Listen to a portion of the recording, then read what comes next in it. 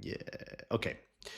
So which books are we doing? So what we're going to do today, what I'd like to do is study, clarify how to wage war for Hashem. Okay? There's Hashem and there's wars. There seems to be some interaction of those. Like Hashem Esh Melchama and Al Hal Melchama and Al Anisim. And the wars associated with Mashiach. So our objective is, if you'd say there's one objective, it's to explain what is the nature of the wars for the sake of Hashem, the wars of Mashiach. And I want it to be, I hope to achieve that it's practical and clear guidance, l'maisa, for how we should prosecute these wars and bring them to their purpose. So that's the objective here. I want to dedicate this study as a schus for the soldiers of the Tzva Hagana Yisrael who continue to risk their life and limb to protect Am Yisrael and Eretz Yisrael from its myriad enemies. And the reason why I'm dedicating it as schus is obvious, because I think there's an Indian here that we have to study and understand how we are supposed to wage war. And of course, this is related to Chanukah, and that's where we'll start. The Rambam ends Hilchas Chanukah, which begins with a description of the wars.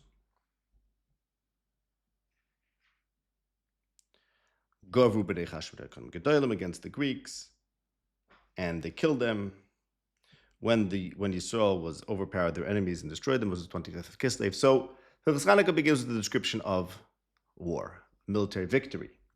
And it ends on seemingly incongruous note, because the Rambam chooses to end Hilchas Chanukah with telling us how important Shalom is. How everything is all about Shalom. Godol HaShalom. She Kol HaTorah nitna l'aseh Shalom b'olam. Shalom, peace, is great because the whole Torah was given to make Shalom in the world, as the pasuk says. Its ways are peace, all its paths are Shalom. So, of course, it ties into halacha that Ner Shabbos takes precedence over Ner Chanukah because Ner Shabbos creates Shalom in the house. And Shalom is so important. The whole Torah is there to make Shalom in the world. The whole Torah was given to make Shalom in the world. So it's very interesting.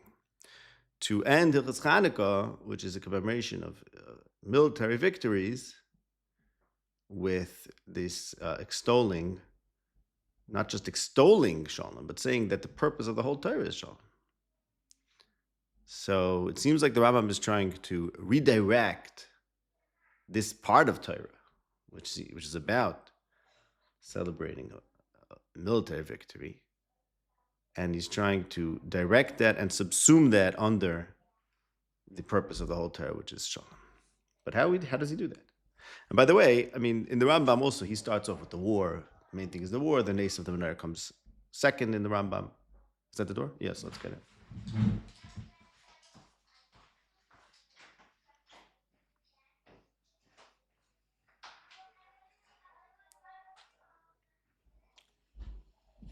Okay, so that's the problem we'll start with. What does the Rambam mean by concluding Hilchas Chanukah, which is about celebrating a victory in war? What does he mean by concluding that with words about the importance of Shalom, the centrality of Shalom, and how the whole Torah is there for Shalom? Okay, but the truth is that we have a major problem. We Jews have a major problem. And there's a few ways to state the problem. So we can say it like this. Shalom is the name of HaKadosh Baruch Hu. Shalom is one of Hashem's names. Which is to say that more than anything else, We believe in the possibility of shalom, which is to say that we believe in the possibility of unity, of everything coming together. The belief in Hashem Echad, in a political, practical way, is that there are no conflicting forces in the world. Although there's variety in reality, it's unified in one principle, and therefore there doesn't have to be conflict. And that's what Shmosh HaKadosh Baruch Hu Shalom means. It means that the idea of the unity of God, as it becomes manifest in this world, is manifest through lack of conflict, through peace. Because the possibility of everything coming together reflects that everything is rooted in oneness. Shmosh HaKadosh Baruch Hu Shalom. So then we have a problem. Our problem is, how do we fight wars? Or to state it this way, from where do we find the inspiration to do battle for the sake of peace?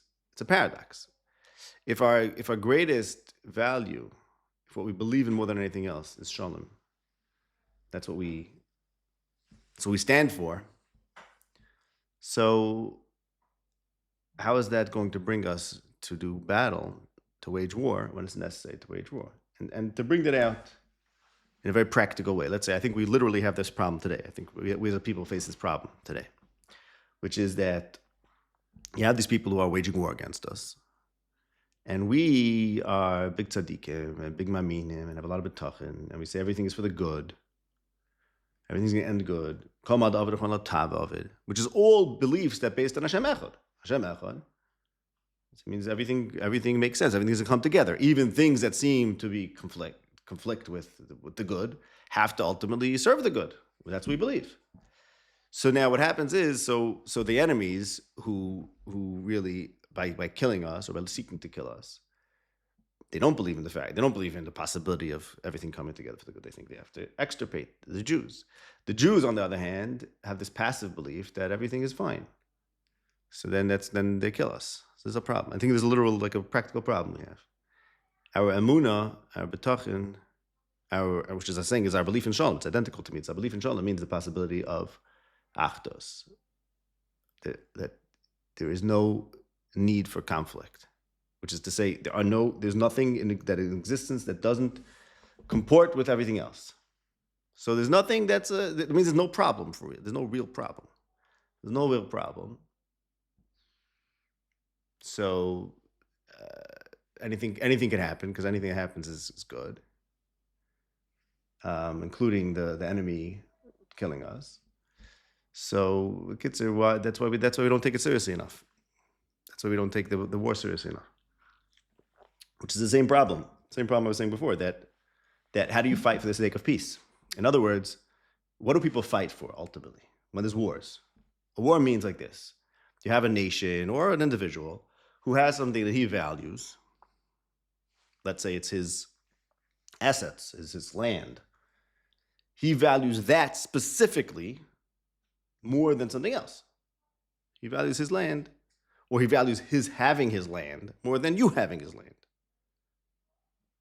more than the possibility of you having this land. So he believes in conflict, conceptually, ideologically. He believes that there are two things that conflict with each other. My desire and your desire conflict with each other. So it's a fight to the death. And my desire, I believe in more than I believe in your desire, so I'll kill you. Very nice, very pashut.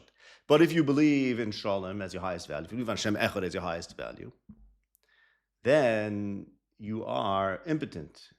You're incapable of fighting wars, because you don't see anything as being a true conflict. It's not a true conflict, so there's no reason to push back against any particular thing. You hear the problem? I was masking to this problem. I think observationally, it's a real Jewish problem that we have. That basically those who believe in war can walk all over those who believe in peace. No, it's a problem. Because belief in peace cannot motivate you to fight. It's paradoxical. How could you be? Everyone's motivated to fight by their deepest ideology or what they value. And if your deepest ideology is the antithetical to Muhammad, it's the opposite of Muhammad, then you can't kill. And I'm not asking so much a logical problem. I mean, logically, you could say, yeah, you could kill someone because you believe in Shalom, and killing him will lead to greater Shalom. It's more of a psychological problem than a logical problem.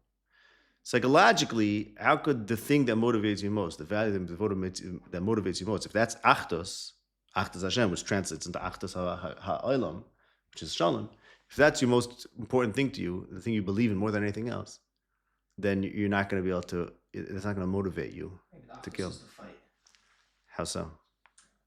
Saying who says they should be pushing back, you could be pushing on them, and then right. if you were to ever start an attack, that could be. So here you go. No, but there's a big difference between you and them. The difference is like this.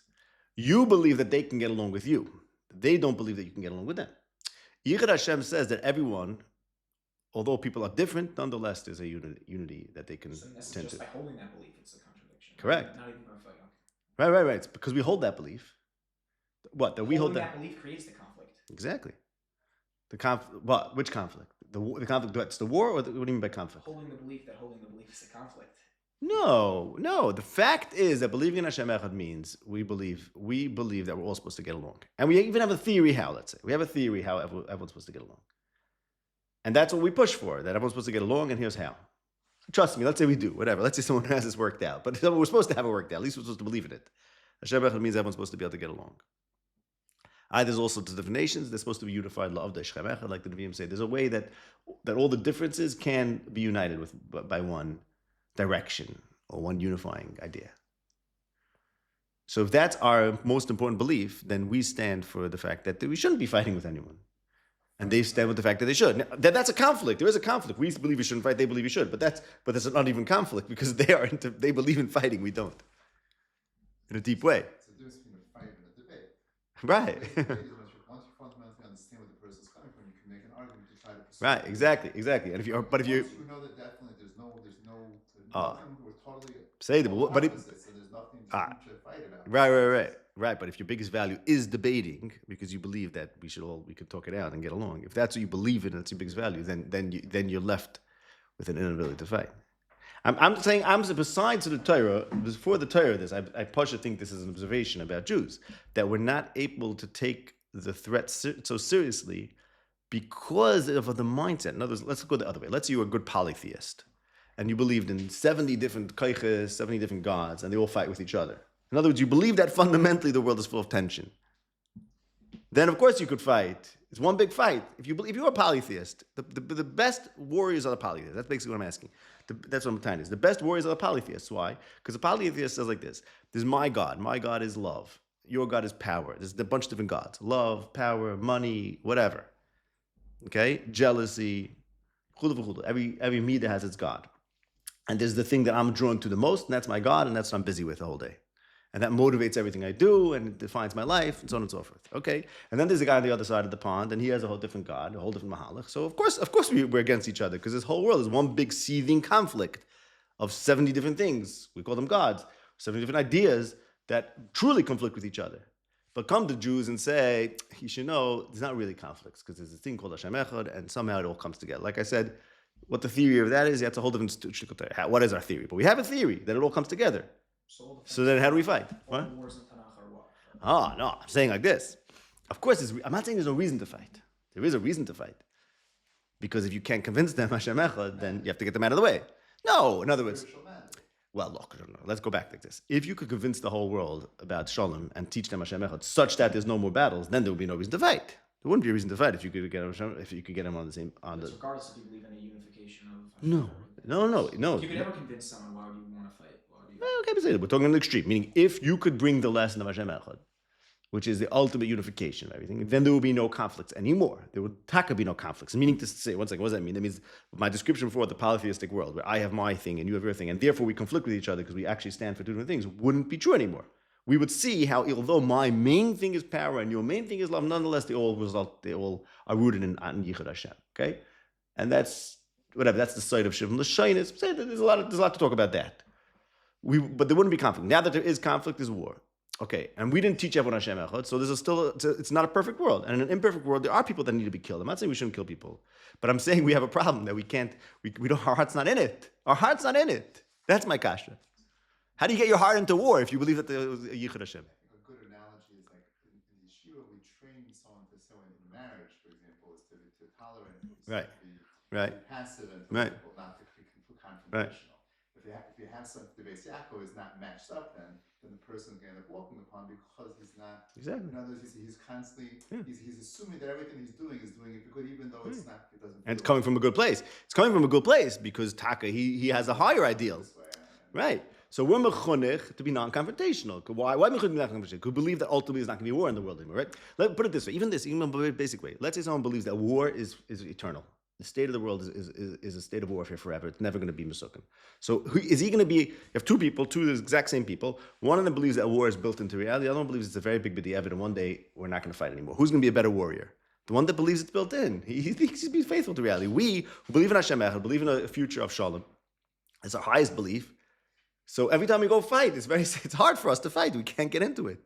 Mashiach, the polytheistic guy who's fighting for his God, who's himself fighting with another God, because up in heaven the gods are fighting with each other. He's geschmack. He's really into it. He's serving his God by fighting. We're not serving our God by fighing because our God stands for Shalom. Our God's name is Shalom. And then we're fighting. It's a problem. I'm not saying we shouldn't fight. Of course we should fight. I'm saying a psychological. There's a mitzvah to fight sometimes, of course, and it's necessary, and it's even logically sound, but it's psychologically. Maybe it's logically sound. Let's think about that. But psychologically, it's a very deep problem. How could we be committed to Hashem and fight for Hashem when Hashem is all about Shalom? So specifically physical, because necessarily you're gonna have ideological.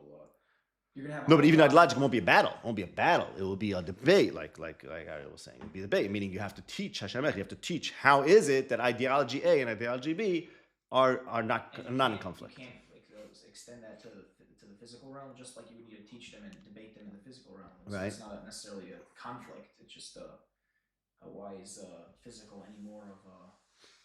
Well, because the thing is like this. The physical realm is where real contradictions happen, right? Because it's my life or his life, and that's a contradiction. That's not a contradiction that we're resolving into some higher. We're not sublimating the thesis antithesis into some synthesis of me and you, right? It's him or me. We're fighting to the death. I mean, that's a real contradiction. Everything else is just words, but in the physical world is where it's a zero-sum game. No? It's actual war. It's actual war. This is the problem. If you don't see the problem, then we have to stop. You're not asking. You're asking the problem. I'm asking. Not so much. You're asking. You're not so much. Not so much. I hear. You hear it. Fine. We'll leave it at that. We'll leave it at that. No, because we have to explain it more. Okay.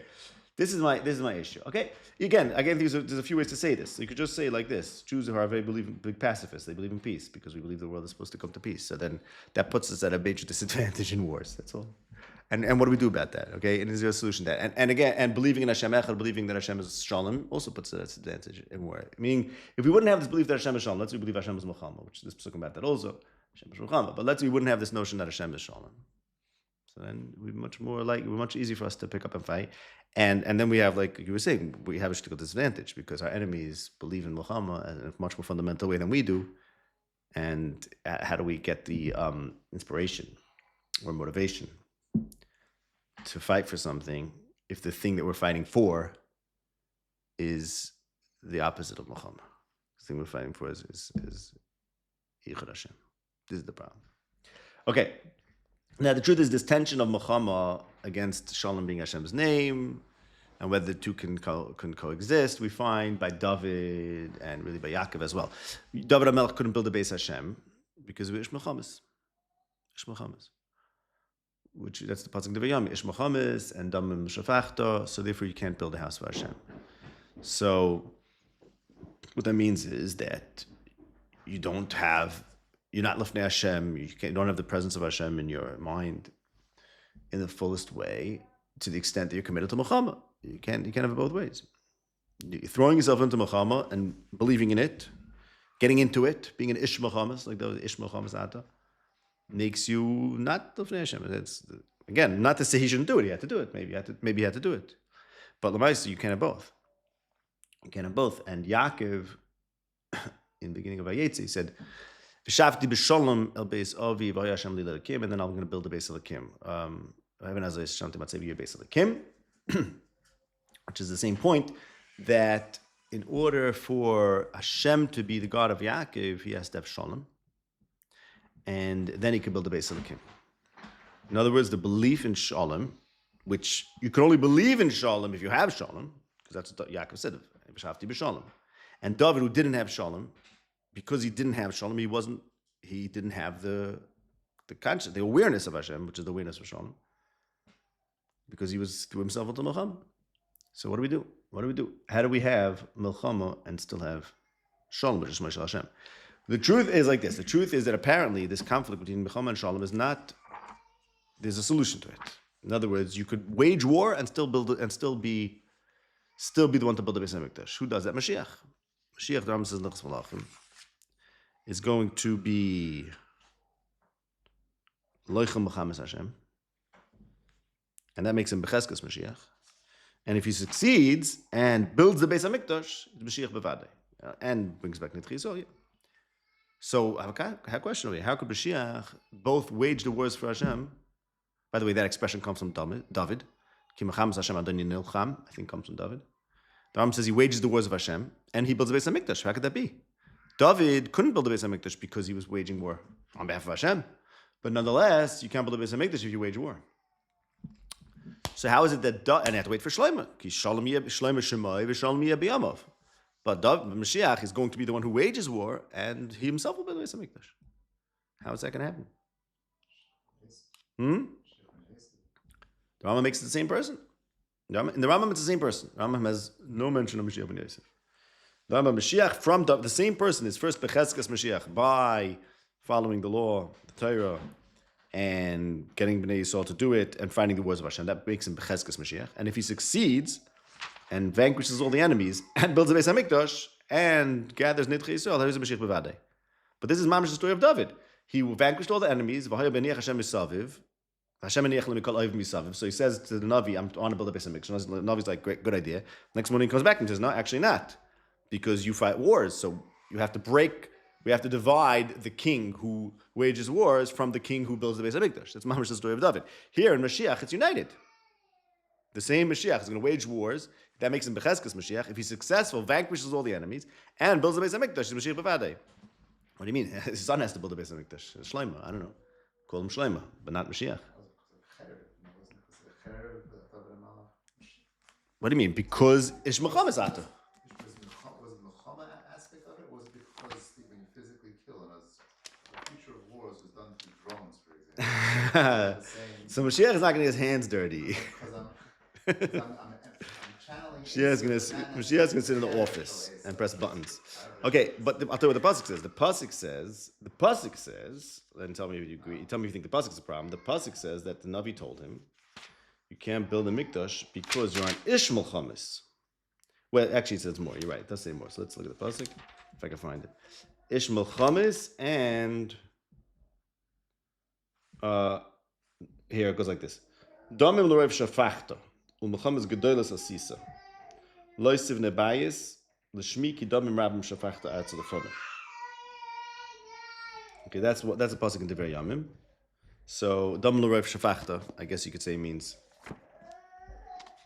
like him personally, maybe. Okay, let's see what it says in Shmuel.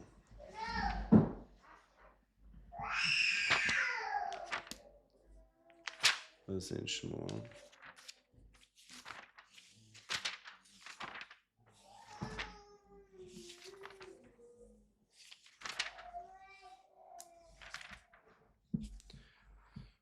Go tell David you can't build a bias. Mm-hmm.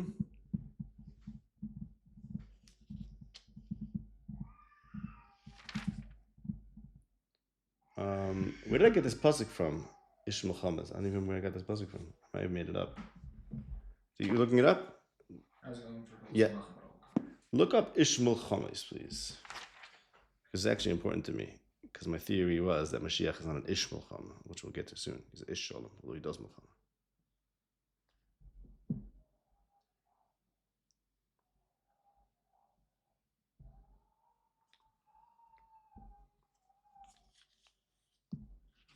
No? Made it up? Maybe in Davar Yamim? I thought it was in Davar Yamim.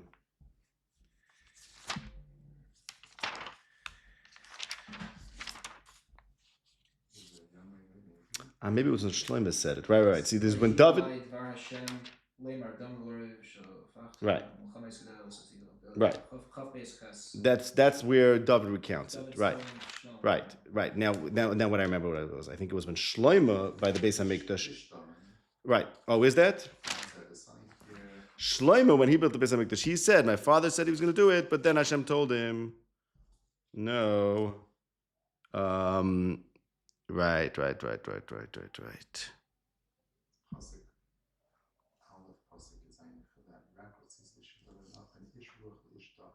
What's that? What's the pasuk?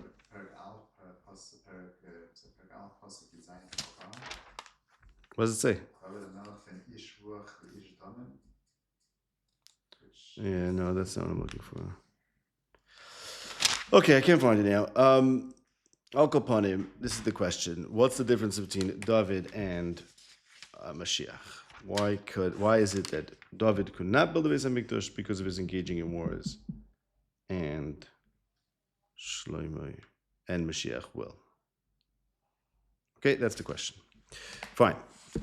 I think the pasuk says Ish Milchamas. We're going to assume that, but let's fine right there.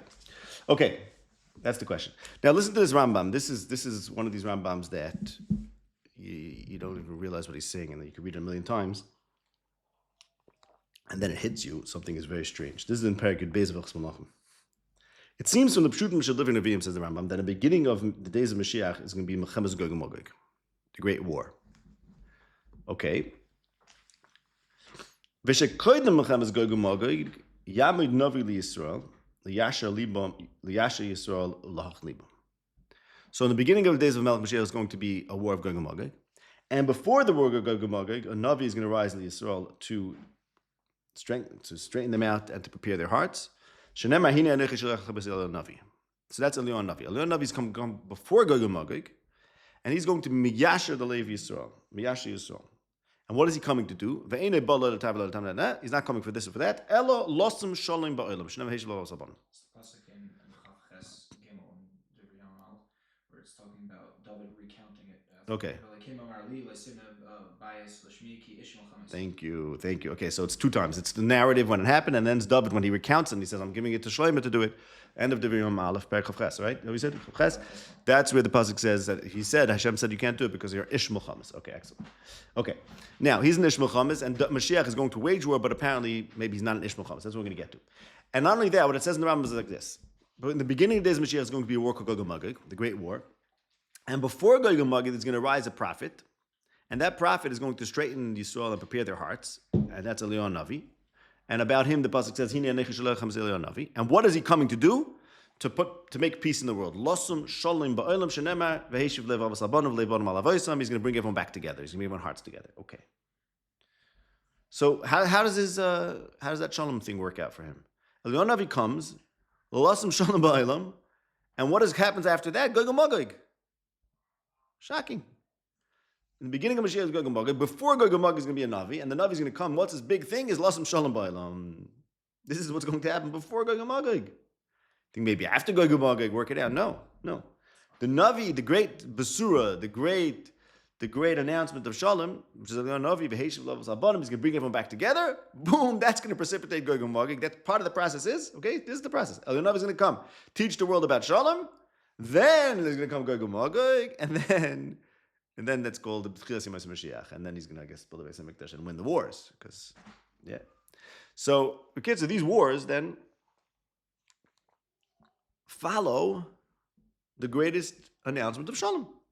Eliyahu Navi, he's going to have a teaching of Shalom. That's his purpose. That's the whole purpose of Eliyahu Navi's coming. The Mishnah says, Nedius, I'm quoting it. The purpose of Eliyahu's advent is to make Shalom in the world. And that's what happens before the greatest war. What's going on over here? Okay? So Pshat is like this. Here's the Vart. As we said before, when people wage wars, why do they wage war? Because they have something that they believe in, something that's important to them. A specific thing that's important to them. This is important more than that. What I believe in, what I'm motivated by, is to me more important, more real than what you stand for. Okay? So in other words, there's a part of reality, a fraction of reality, my land, my whatever, my my order, the order of my political order, or the order of my life, or what I'm interested in, that particular sliver of reality I value more than another sliver of reality. And I think there's conflicts, right? As we said before, there's a conflict between one thing and the other. Not everything can coexist, and I pick my team, pick what I believe in. Okay. What does it mean that Hashem Baruch Hu Shalom? Hashem is not another thing. This is the real problem. There's another way of stating the same problem we started with. If Hashem was another thing, there's 70 different gods, 70 different things in the world, then there's another one called Hashem. So you have your thing, you guy, whatever, you have your thing that you're into, and I have my thing that I'm into. And my thing is Hashem. Then we could fight. The problem is that Hashem is not any other thing. Hashem is Shalom, which means to say Hashem is not a delineated, defined thing that stands apart from anything else. He's infinite. Another way to say this is infinite, meaning he's not defined. He doesn't have a finish. He's not end. He's Ein Sof. He is the possibility and the quality for all these other things to come together. Hashem is Hashem Echad, like the Rambam tells us, like everyone tells us in many ways, in different ways. Hashem Echad means the essence, the essential quality of Hashem. What Hashem is Echad, which is not a thing. Not a thing. Hashem is not another thing. Hashem is the notion called Echad.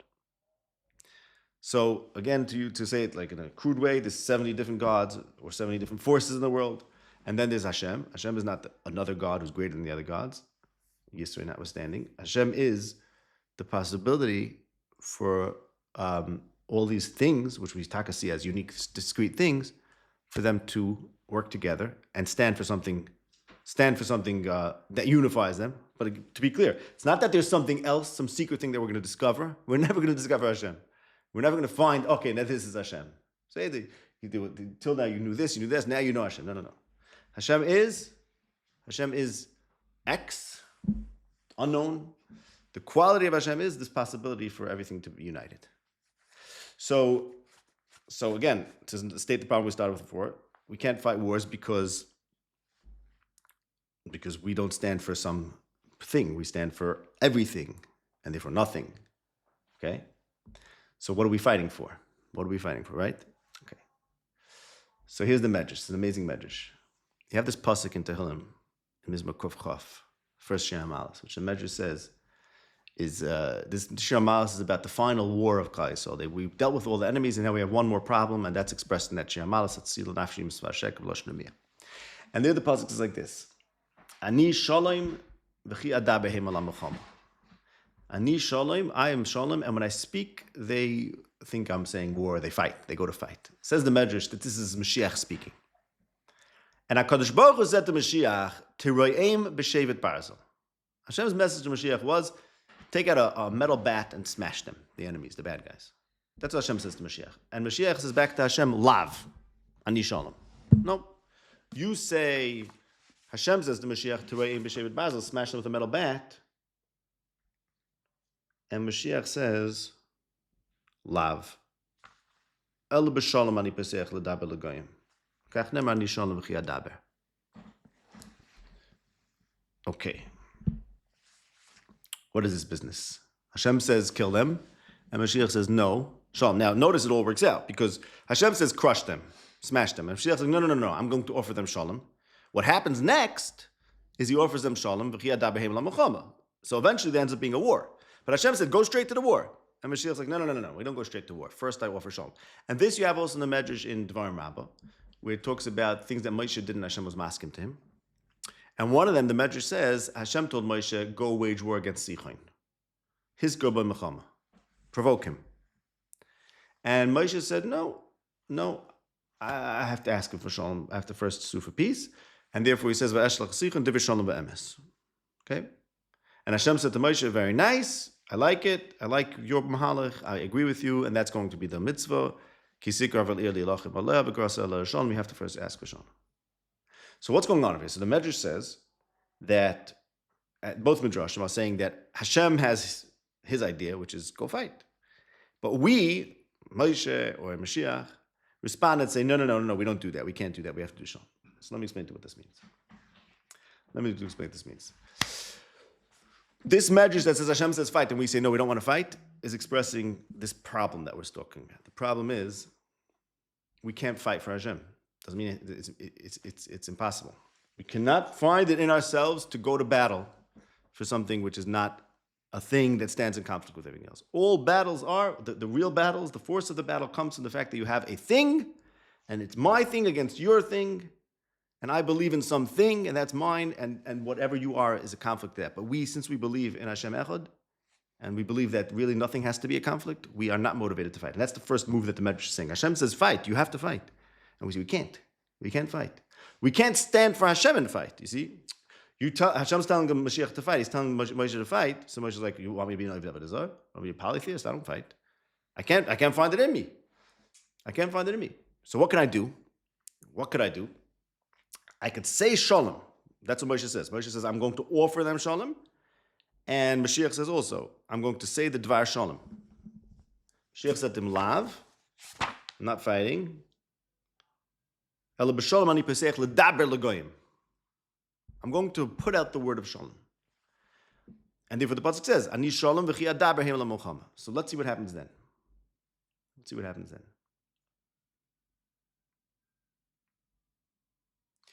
We can't fight for Hashem.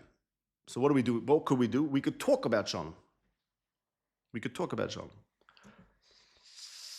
We could say there's an ideology of Shalom. And we could give that words. Give that words. We could say there's a Shita, there's a Shtikot Torah. The Shtikot Torah is Shalom. Shtikot Torah is Hashem Echad. And then by talking about that, we're creating a Davar. A literal Davar. We're creating a Dibur. So the hack over here is that although Hashem is not a thing for which we can fight, because Hashem is Shalom, and Shalom means the possibility for every other thing to come together. It's not a separate thing. But the Davar of Shalom, which is to say the formal ideology of Shalom, the words of Shalom, the Torah of Shalom, the books about Shalom, the statements about Shalom, those are things. Those are Dvarim. And those are things you can fight for. So let's put it this way. We have, let's say, three madregas. You have the polytheists. They don't have words. They have actual things that they believe that they committed to. Their thing is this piece of land, or this particular emotion, or this particular desire. That's the polytheist. That's the polytheistic God. Our God is no particular thing. Okay, so we have no thing that we're committed to that will pit us against conflicting things. But now we have something in between. We have the word, the Devarim of Shalom, which is the Shtikot Torah, the position, the statement of Shalom. That is a Davar that we're now committed to. So while we cannot be motivated by Hashem to fight war, we could be motivated by the Davar Hashem to fight war. Because the words that we give for Hashem, or the words that we give for Shalom, is taking something that's not a thing and making it into a discrete, concrete thing.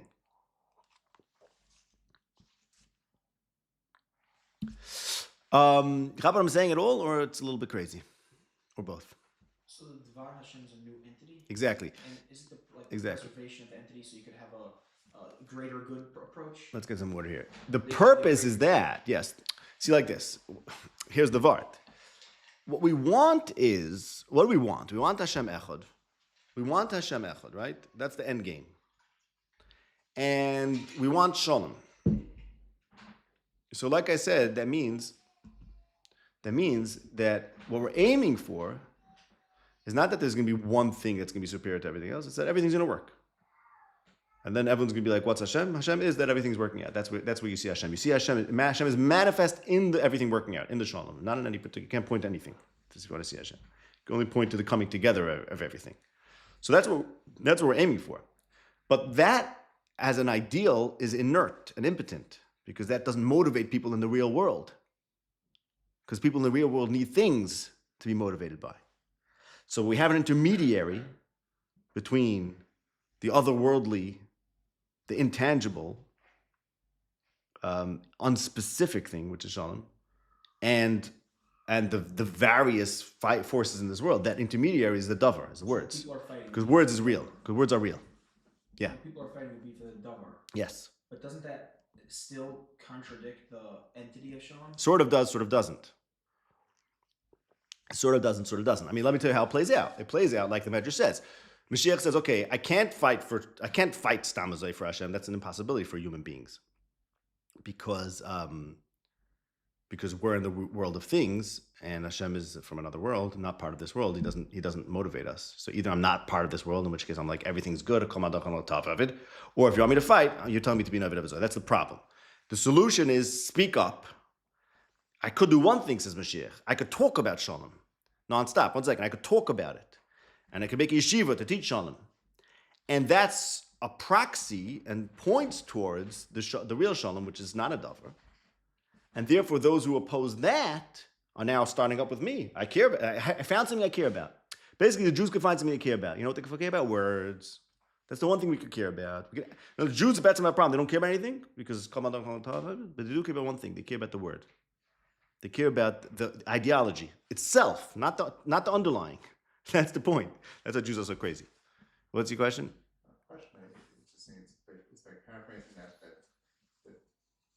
same Divrei Shalom, it's like saying the Shem HaKadosh Baruch Hu's on Haga is Midas Adin Midas Rachamim. So it's like crisis and tease that if you pick and choose one over the other one, you're right. In other words, but you're correct. Then you're doing Avodah Zarah. It's infant, so to speak, and there's no comparison. Right. But in Haga, yes. Yeah. So exactly. So what you're saying is, are you saying different to me, or are you supporting it? It's different. I think it's just a right. way of maybe. It's a different way. There are many different ways to say the same thing. In other words, when I'm saying that the Davar has a function, what that means is that there's a little bit of a make-believe or something that's not quite Hashem, but a stand-in for Hashem. And the same thing is said by many people in many different ways. One is the way you're saying it, Hashem, how he's misnahig. The Mekubalim have their way of saying it. The Rambam has his way of saying it. The Rambam has his way of saying it. The Sabbatians have their way of saying it. Everyone's dealing with the same problem, which is that Hashem, as completely no shaykhs to this world, has nothing to say for us in this world. Elamai, there's some sort of either a mashal for Hashem, or a lower manifestation of Hashem's revelation, or the Rambam ibn Daud, who was an Aristotelian before the Rambam. He wrote a Sefer Emunah Rama, which is only because the Emunah Nevuchim, that no one ever heard of it, because it superseded it. He says this Hashem has two meanings in Tanakh. There's Hashem, the Hashem, and there's a Malach called Hashem, which is like Hashem's representation of it. That's how he solves the problem of knowledge and Bechira. Hashem knows everything, and then free will is because Hashem, the lower Hashem, finds things. Batsim you can find in the Rambam also. And the Mekubalim too. Mekubalim have Hashem has all different spellings. The Nikud. What? Different shemis. Even the Shem Yud Kei Vav has different shemis. And I can prove in the Rambam also that Yud Kei Vav has different ways to pronounce it. This is all, everyone says is one way or the other. And I'm just focusing on the Davar because, why am I focusing on the Davar? Because, first of all, because and I think that's the most minimal way to say it. The point is we have ideology again, and I'm saying, but ideology meaning divorced from its underlying. In other words, another way to say it is like this. It's like I think like this. Why do we have Tanakh? Why does Hashem have Tanakh and the other gods don't have such beautiful Torah? So what's up? Only Hashem has. Start with the word, so that's. Who? No, okay, that's from the Torah. Hashem, that's from the Torah. No, that's from the Torah. That's I'm not counting. I'm talking about the other, the real good God, the pagans. I'm saying the richtige pagans. How come they don't have good Tanakh? Teretz is bullshit because if you are a geschmack, a tangible, concrete, defined God that has your shtickle land and your emotions, you don't need books and words. You have the real thing. You have the real thing. The reason why we're so busy with Torah, with words, is because the only way we could approximate Hashem is through words. Because Hashem is unreal, because Hashem is not concrete, specific. So what is concrete and specific? The Torah. The Torah is concrete and specific. The Davar, the Shita. The Shita is concrete. And we could start fighting for the Shita. Again, I have to be very clear. I think there's a very important difference. The Ovid Avazar is not fighting for his Shita. He's fighting for the underlying. He's fighting because this is what speaks to him. And it's much easier. It's much easier for the pagan to be loyal to his to whatever it is that motivates him, because it's natural, it's base, it's animalistic. We, as before, Jews are crazy. I meant it, meaning to say we're loyal to what? To an idea. We're loyal to an idea. What? We accept it. So instead of Right, exactly. So we accept a certain notion, and we conceptualize it, and we beautify it as an idea, and that's the whole Tanakh. We have Dvarim, we have Divrei Shalom, and I think this might be the idea that Torah is called a mashal. Torah is called a mashal, meaning the Torah is a way of making out of nothing something, because Hashem is nothing. Hashem is not a thing, and yet it has to be a thing for it to have any motivating power in this world. Otherwise, you're going to be a bunch of pushovers, and everyone else is going to walk over you. And how is Hashem Echad? How are we going to reach Hashem Echad? It's fighting still not the ideal. What? Fighting still not. Of course not the ideal. Of course not. We know that. Right, but I found an intermediary. No, for sure not fighting the ideal. Well, ultimately, we have to reach peace. But the only way you're going to reach peace, like the Rambam says like this, what that means is like this. So this amazing Rambam. Shalom is not from this. Shalom, again. In order to be Isa Shalom, in this Olam, you need Torah. You need Torah. Because otherwise, Shalom, which is antithetical to this Olam, because Shalom is about another Olam, about the future Olam, that has no shaykhs to this Olam, because this Olam is an Olam where everyone has their things.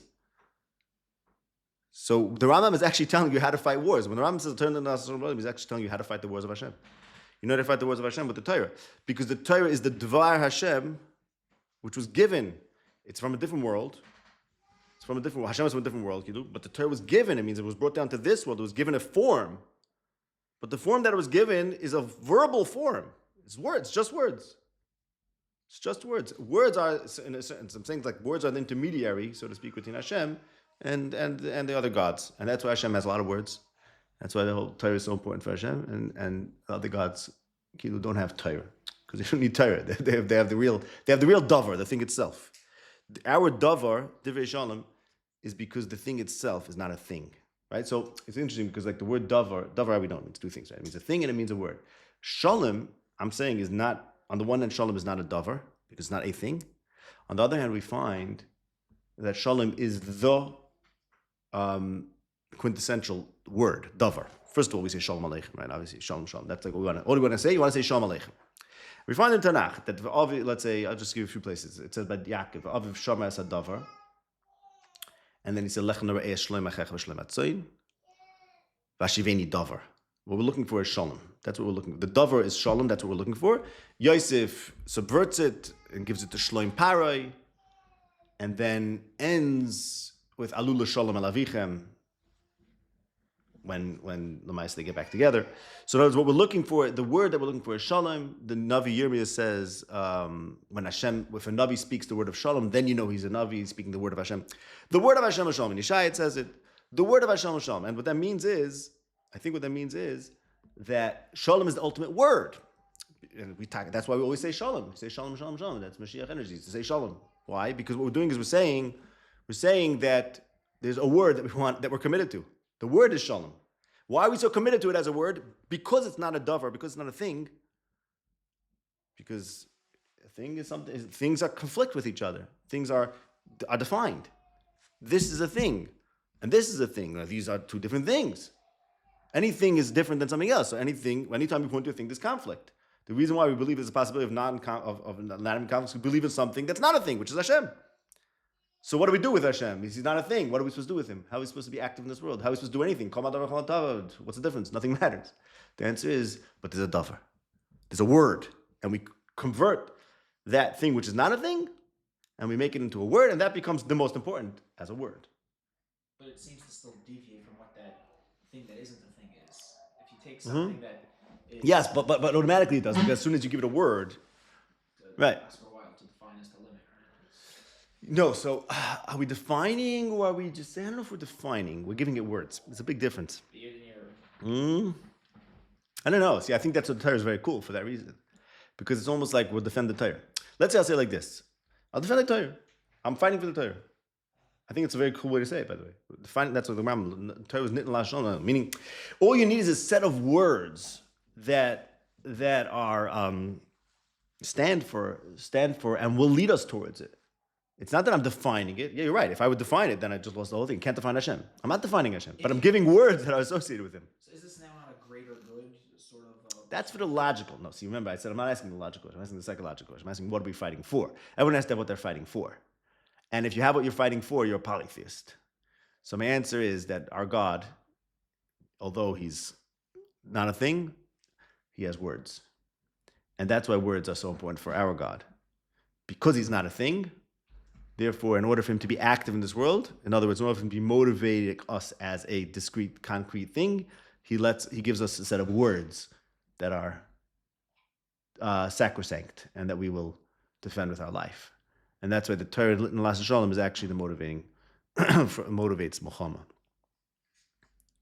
That's my theory. Now, I think you suspect that I'm doing a sleight of hand and I'm not really solving the problem, right?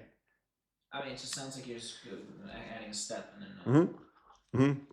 No, so the thing I'm not talking about enough is how this intermediate step, on the one hand, leads towards the ultimate shalom without taking away from it.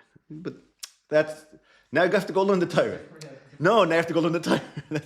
No, you see what I'm saying? That's a different question. I'm saying I am assuming that it's possible to have something through words, which although it will, on the one hand, it will be what will guide us towards the shalom and it won't take us away from it, still it's a tangible or specific kind of thing that we can defend. Okay, you have to explore more. I mean, you could see why that might be true if you think about it, or you're not even. We'll see at the end. I know. I wasn't getting back to that. I'm just assuming that. Assuming that's the function of the Davar. Okay.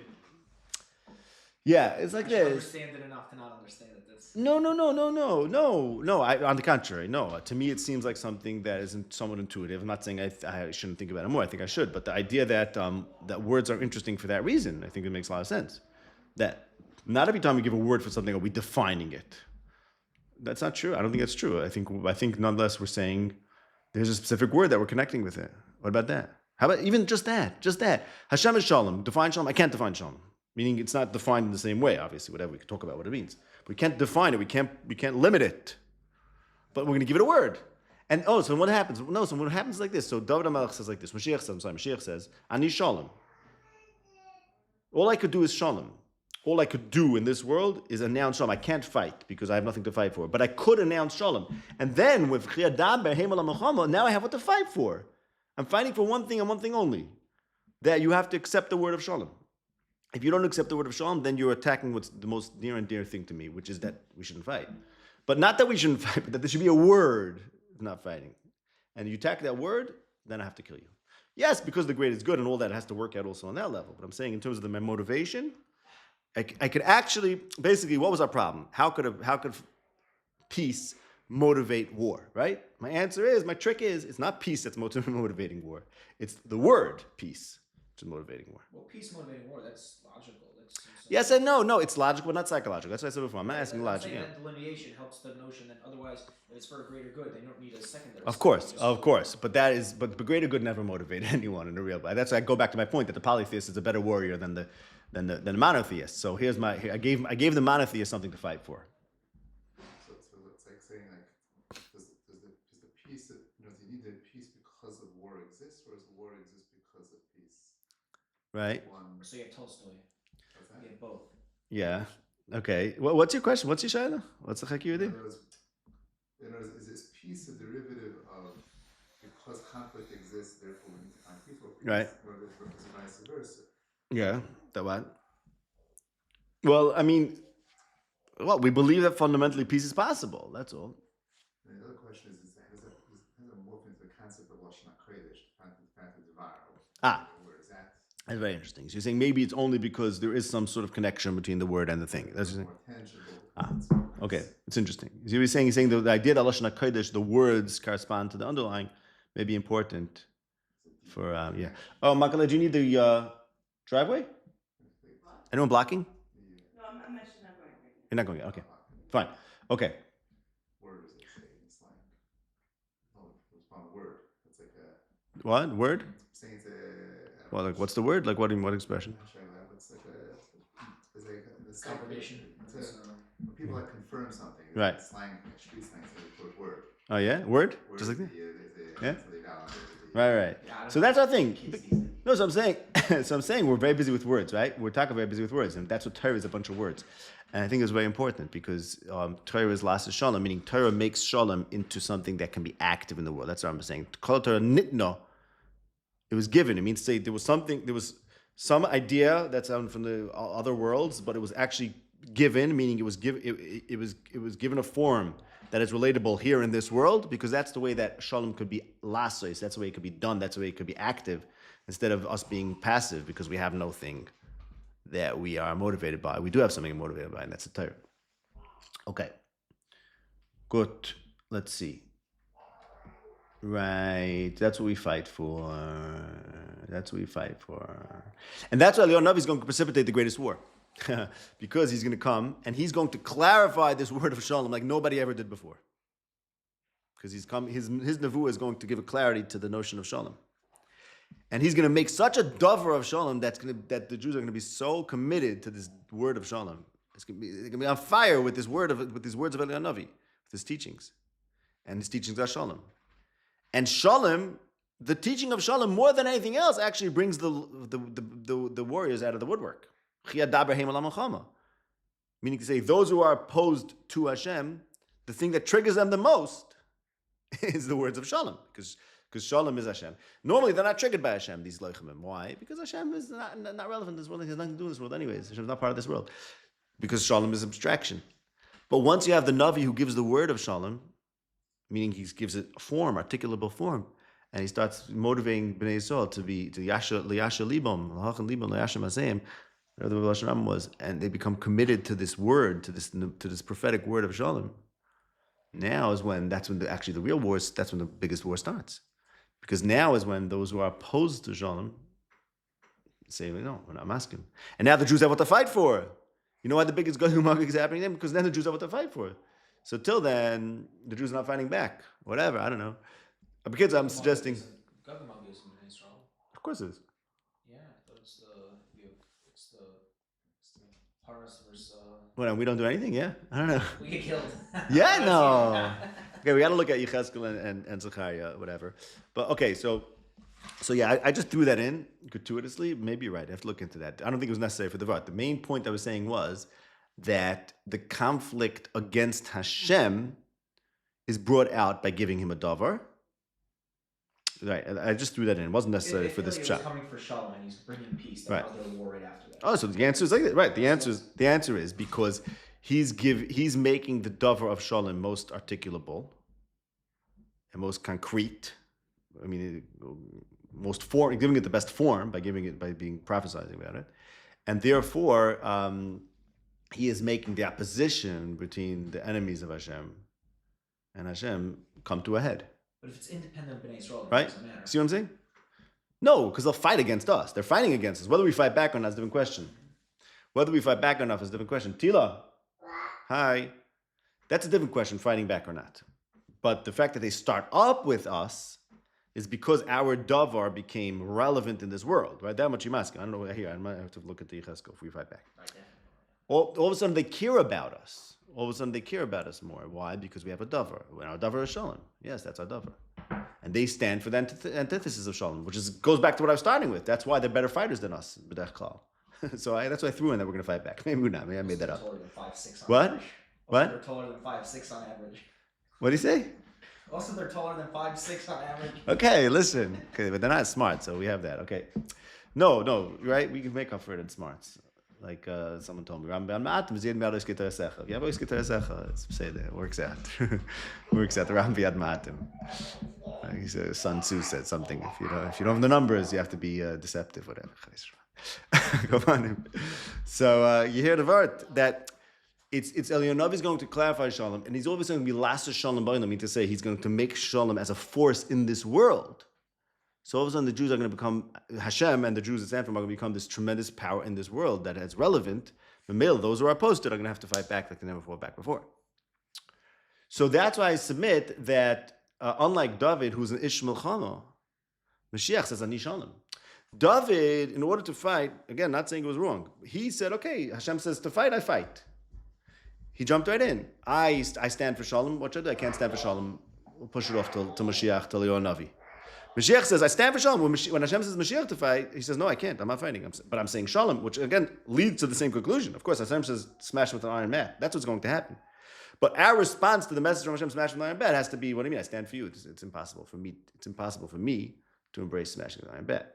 Or you don't want me to stand for you, but which is what David did. And he couldn't build a Beis HaMikdash. Mashiach is going to say, no, Eliyahu Navi taught Shalom so well that in other words, you have to realize that to be able to fight for Shalom, you have to have a good Davar Shalom. You have to have a Davar Shalom that's almost like the Machirim. Yeah, so Eliyahu Navi is going to give Mashiach what to fight for. Eliyahu Navi is going to make such a Davar Shalom that Mashiach is going to be able to fight for Shalom. Fighting for Shalom, you're not an Ishmael Chametz. That's why I like to thank you for finding a pasuk. It's that David was an Ishmael Chametz. And the hepech of Ishmael Chametz is Mashiach, who says, Ani Shalom. Ani Shalom is not Ishmael Chametz. Ani Shalom v'chiyadai b'mechalom. I am Shalom. I am Shalom and I'm fighting for Shalom. Fighting for Shalom is not Ishmael Chametz. Can't a warrior have peace through strength? What? Can't a warrior have peace through strength? Yeah, but this is not peace through strength. This is definitively means that you fought and killed. Actually fought, right. It's not peace through strength. It's actually fighting, right, exactly. And Mashiach is actually going to fight as well. I'm not saying that we're not going to smash them. Of course, that's what Hashem says, smash them with iron bat. He's going to smash them. He's going to kill them with his hands and everything. But he's not an Ishmael Chametz because Ishmael Chametz means, and the reason why Ishmael Chametz is antithetical to Das Hashem is because Ishmael Chametz means you found something to fight for. Whatever you're fighting for is not Hashem. Mashiach found something to fight for, which is also still not Hashem, but it's the Davar Hashem, because it's the word for Hashem, which is Shalom. And that's because the Navi is going to articulate it to such an extent that you'll be motivated by words. And Tak, again, I hope this is resonating with you because it is a very Jewish and Metzias that we're able to take Devarim and make them inspire like other people are inspired by things. That's what Nevi'im do. And that's, again, like I said, that's why Hashem has Tanakh and the other gods don't. That's the whole idea of Hashem, is that what does he have? What does he have in others? What does he have that makes him effective in this world? He's so removed from this world. But he has one very cool shtick, which is he talks to Nevi'im. It's his words. His words. That's his shtick. Hashem's shtick in this world is words. So we should advertise Judaism as religion of peace. No, so we have to, it's a religion of Shalom. Shalom, I don't know, yeah. Right, religion of peace, okay. But religion of peace in quotation marks, right? And the word of peace, okay. So I want to go back. I want to say the same Nakudah, just in a different angle. I asked before, like, one of the ways I said the question of we can't fight because we believe in peace is that Kama Davar Nachon Tavavid, right? As the Gemara says, a person should always say Kama Davar Nachon Tavavid. Okay, so I have a problem. Everyone asks this kasha like a million times in their life. Kama Davar Nachon Tavavid. So why do I do anything? Right. So I'll tell you the answer, which is Ba'atzim. I hope you realized this is the same question I was asking the beginning of Shir. Same exact question. What are you fighting for? Hashem Echad means everything comes together in the long run. So what are you fighting for? And my answer to that is, what's my answer to, let's say, go back. What's my answer to that question? What are you fighting for Hashem Echad? Answer is, yeah, Hashem Echad, but Hashem, the way it's going to reach Hashem Echad is because Hashem gave us the Dvarim. The Davar is Shalom. And the Navi, Eliyahu Navi taught me about Shalom, and he inspired me, and I'm so committed to Shalom, I'll fight for the death for Shalom. Okay. For the word of Shalom. It's necessary for the Dvarim. It's how Hashem Echad. It's part of Hashem's plan. Yeah. What do you mean? It's part of Hashem's plan. You can't ask, right? You can't ask if Hashem Echad, everything's going to work out. You can't ask that once you have the word to fight for, then you don't need it. Because that's how Hashem Echad. Because that's how Hashem is doing it, right? Why am I saying that's how Hashem's doing it? Because I know he talks to the Nevi'im, right? How do I know what's part of Hashem's and what's not? So we have to look. Okay. Which parts of it which parts of reality are the methods that Hashem is using that we should then tap into if we want to be on his team? And which parts of it are we say will work out even though they're not on Hashem's team, which if you want to go do that, fine, but you're going to be karis because you're not part of Hashem's plan. That's the only question in the world. Of course, everything works out. So the only question for a human being is, do you want to choose to be on Hashem's team and look for what he's doing, or look for the things that are going to be filtered out and everything's going to work out? You want to obviously be part of the things he's doing, right? You want to be the good guy, not Hitler, not because the world's not going to come to a good conclusion anyways, right? But you'd rather be the good guy. So that's the whole choice. In order to be the good guy, let me just finish this thought and make it clear. In order to be the good guy, you have to know what are the paths that Hashem takes. The paths are the Davar. Let's look, here's his Davar. There's 24 books of them. And I don't know if he's going to come, and that's his Mahalach. Okay, that's what I'm saying. Right, you were saying something? I was going to say, some people, that's the machlokas if there's a dichotomy between Hitler and the good guy. Right, I'm saying people struggle with this problem. Yeah, but that's the answer in the Torah. The idea is that the difference is only that Hitler's not a good guy, and you'd rather be a good guy than be Hitler. That's all. But okay, Lamaisa like this. So let's say I was asking for Kol Ma'adav Nechol Tavavid, right? So then what's the difference what I do? So the answer is, formulating for the way we're approaching it now, is like, as Chazal say, a person should always say Kol Ma'adav Nechol Tavavid. Which means, you know why Kol Ma'adav Nechol Tavavid? Because there are people saying it. Because that is that rule and the statement of that rule, which is the Davar, which is a major Davar, maybe the most major Davar of the whole Torah is that everything is Taiv. But you have to say that. And then by saying that, you're creating something to which you're committed. And it's through that commitment to that statement, which that in fact, it will become true, that everything will work out for the best. So therefore, when I go kill a guy, I don't kill him because I'm denying that everything Hashem does is for the best, and therefore I'm killing him. The reason why I'm killing him is because he won't say what I say, which is that everything Hashem does for the best. So the statement of Kol Ma'adav Nechol Tavavid is not a statement that, you think of it as a statement that automatically paralyzes us. It's not. It paralyzes from everything except for saying that statement. That becomes the single most important thing, which is exactly like Chazal say, a person should always say that. In other words, it's the statement which makes it true, makes it become true, and it's the statement that we're committed to and that we're going to fight to the death over. So, talking to the problem of what commits us to do anything, if everything's fine, the answer is yes, everything's fine because we are utterly committed to that statement that everything's fine, and therefore we'll fight for that. Okay, and with this we shall end. So now I would just end a little bit as a agadita, because till now it was Pashup Shat, I guess, whatever. That was political theory. But just that Lahashkicham Terasecha. This is someone who's married to me. Lahashkicham Terasecha. The Rambam says the Torah is Oisa Shalom, right? That means that the Torah is that Davar for which we fight. And that way Shalom becomes active in this world and reaches its conclusion, which is the ultimate Shalom. And Lahashkicham Terasecha is that people thought, we don't need the Torah anymore. We don't need the Davar. And this is the Chiddush of and is no. You still need that davar. You need the davar, which is Torah, which is the mashal. Torah is a mashal, and it's the Dvar Hashem, which is Shalom. Okay, so yeah, that's the davar. The davar is the Torah, which is the word of Shalom. And just to end with this, that's why we always say Shalom. As I said before, Shalom Aleichem is the biggest thing. That's what we want to say. We want to say Shalom, Shalom, Shalom. That's the highest word, and that's the Torah itself. Okay, should we stop or should we do questions? Let's see. Shalom Aleichem, that Shalom should be with you. It's that Shalom Aleichem, that Shalom is with you. Rather. I don't know why. Why are you saying that? If No, because you wait for a response. Not true. It's not true. You wait for a response, right? Shalom Aleichem, yes, say Aleichem Shalom. If it doesn't say Aleichem Shalom, it's a test. It's a test. It's an offer. Right? No, I think it's also an offer. I think the fact that we wait for an Aleichem Shalom is because it's like an offer. Are you committed to Shalom? And if you're not, kill the guy. It's like me, Hashem. Who are you with? Who are you standing with? Is that it's a question of are you standing on the side with Shalom? I think so. If you say Shalom Aleichem and the guy doesn't answer you, then you kill him. Why? Don't you think that it should be Shalom? Yeah, but he doesn't. So, this is the Hosh Tukateh. Ani Shalom. If he says back, Ma'ala Shalom, right? What's the pasuk? Ma'ala Shalom, somewhere by Yehu or whatever. Someone says Shalom, and he's like, Ma'ala Shalom. You say that means we're enemies. But we have to be B'Seich B'Shalom. All we do, that's all we do, is be B'Seich B'Shalom. We say, that's all we want to do, is say Shalom, Shalom, Shalom, and see what happens. It's like Meir Kahane was asked about how he doesn't subscribe to the beginning of Isaiah. It says that everybody's going to lay down their weapons and they're going to beat their swords and plowshares. Yeah. Plowshares. He's like, sure, and I yearn for that day, but as long as my enemy has a sword, I don't intend on having a plowshare. Yeah.